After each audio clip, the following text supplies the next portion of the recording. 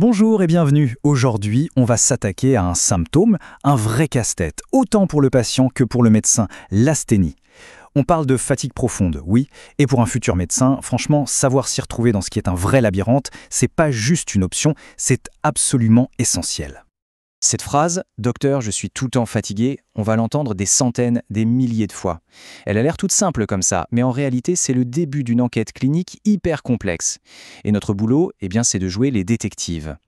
Bon, alors, de quoi on parle exactement? C'est super important de poser la définition. L'asthénie, ce n'est pas la fatigue normale qu'on ressent après une grosse journée ou une séance de sport. Non, non. Les deux mots à retenir, c'est disproportionné par rapport à l'effort et surtout non amélioré par le repos.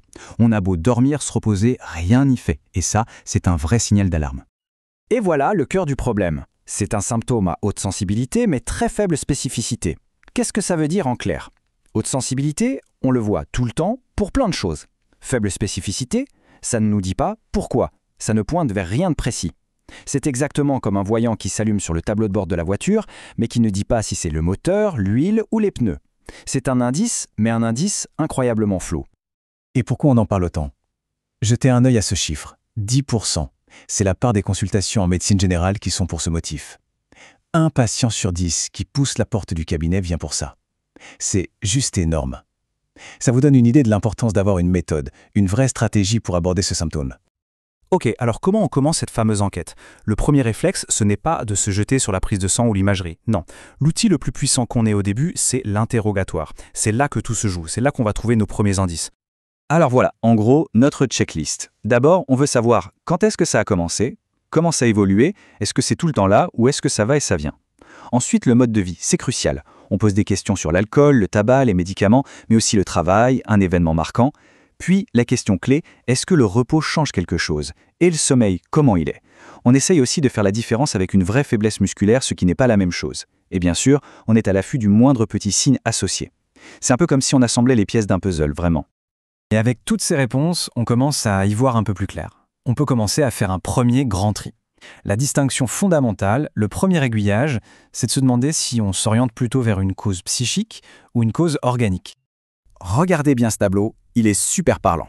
C'est un peu caricatural, mais ça donne les deux grands profils. L'asthénie qu'on dit psychique, elle est souvent pire le matin au réveil. Et paradoxalement, elle peut s'améliorer un peu quand on se met en mouvement. Il y a une perte de l'envie, de l'élan vital. À l'opposé, l'asthénie organique, c'est tout l'inverse. On se réveille plutôt bien, mais dès qu'on fait un effort, la fatigue s'installe et s'aggrave. Par contre, le repos, ça aide vraiment. Et souvent, l'envie de faire des choses est toujours là, mais c'est le corps qui ne suit pas. Ce sont vraiment deux schémas types à avoir en tête. Mais, attention, vraiment attention. Ça, c'est la théorie. Dans la vraie vie, c'est rarement aussi simple. Les deux formes sont très souvent mélangées. Une maladie chronique, donc organique, peut bien sûr entraîner une dépression réactionnelle. Donc il faut voir ce tableau comme un guide, une boussole, mais certainement pas comme des cases rigides.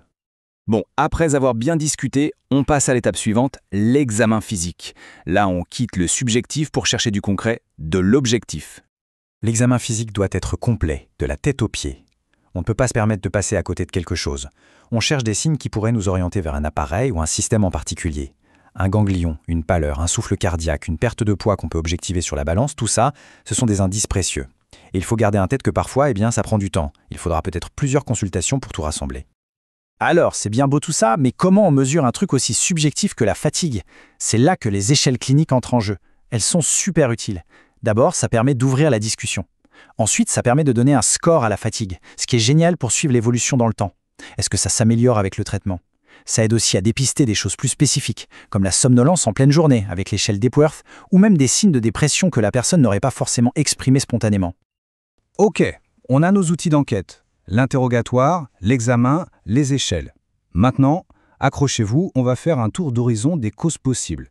Et vous allez voir, la liste est longue. Très, très longue. On peut commencer par les causes infectieuses et systémiques. Classique, une fatigue qui traîne après une grosse infection, comme une mononucléose ou bien sûr le fameux Covid long. On doit aussi penser à tout ce qui est anémie, les cancers, les maladies du sang, et puis toutes les maladies inflammatoires systémiques, genre lupus, vascularite, qui épuisent littéralement l'organisme. Ensuite, on a tout le volet endocrinien et neurologique.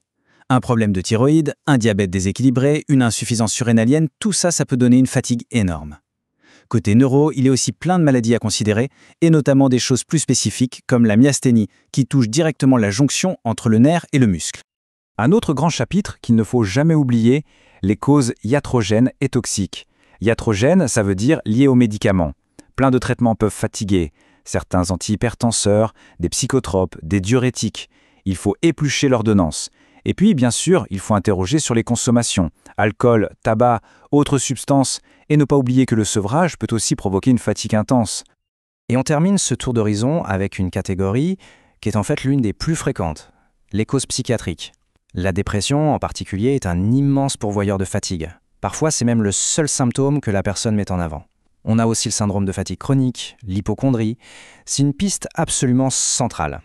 Bon, on a vu cette liste de causes qui donne le vertige. On a l'impression qu'on peut tout avoir, mais au final, dans la pratique de tous les jours, en médecine générale, qu'est-ce qu'on trouve le plus souvent?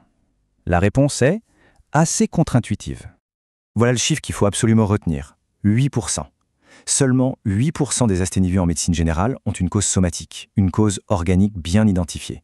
Ça veut dire que dans plus de 9 cas sur 10, la cause est ailleurs. Elle est fonctionnelle, psychologique, liée au mode de vie, au stress. Et ça change absolument toute la perspective. On passe notre temps à chercher la maladie rare, mais la plupart du temps, la réponse n'est pas là. Et tout ça, ça nous amène à une dernière réflexion, peut-être la plus importante. Finalement, est-ce que l'asthénie, c'est juste un symptôme qu'il faut faire disparaître, ou est-ce que c'est un message? Le message que le corps ou l'esprit envoie pour dire que quelque chose ne va pas. Un mode de vie qui ne convient plus, un état psychologique difficile, une situation de surmenage. Voir la fatigue non pas comme un ennemi à abattre, mais comme un signal à écouter, ça peut vraiment tout changer dans notre façon de soigner.